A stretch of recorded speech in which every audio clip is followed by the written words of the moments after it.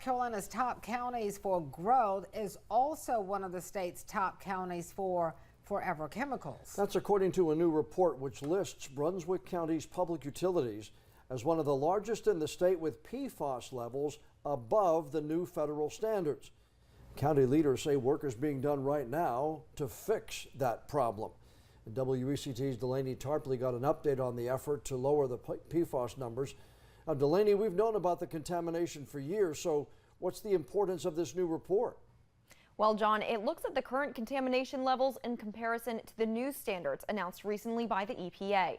While county leaders acknowledge the higher levels, they say a new treatment system being built will help bring those numbers down. It's a fight for safer drinking water. It's been a long time coming, but we are nearing the finish line very soon. Brunswick County Communications Director Megan Kasak says the county is almost done, building a new treatment system that will help eliminate potentially dangerous forever chemicals from the water supply.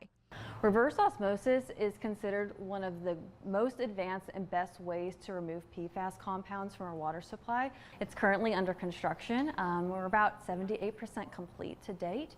It's a project that the county is in a hurry to finish, especially after a new report from the Environmental Working Group lists Brunswick County Public Utility as one of the largest water utilities in the state with high levels of PFAS contamination. The new federal drinking water standards passed in April are 4 parts per trillion for both PFOA and PFOS. David Andrews said his team at the working group found levels higher than that in Brunswick County.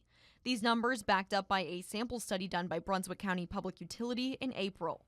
But Andrews says people should avoid playing the blame game when it comes to utilities. One of the biggest issues is that we got here in the first place with such widespread contamination. And I think it reflects a failure at the federal level to ensure that corporate industry and chemical manufacturers do not contaminate the United States. Holding the manufacturers responsible is something Brunswick County is trying to do as well.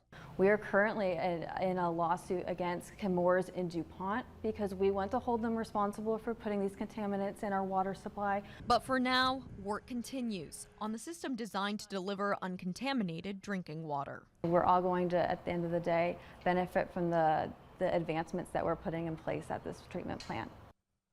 I was told Brunswick County Public Utilities plans to have the new treatment system done by the end of the year. They tell me once they turn it on, the change in PFAS contamination levels should be almost instant. All right, Delaney, appreciate the update. Thank you.